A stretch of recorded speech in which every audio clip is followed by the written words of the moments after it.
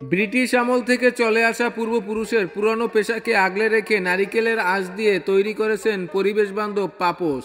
প্রথমে নারিকেলের খোসা থেকে আঁশ সংগ্রহ করে মেশিনে ভালো করে শুকিয়ে নিতে হয়। পাপোশ বানানোর কারিগররা প্লাস্টিকের রশির সাথে নারিকেলের আঁশ পেঁচিয়ে সম্পূর্ণ হাতের ছোঁয়ায় তৈরি করে ফেলেন পাপোশ।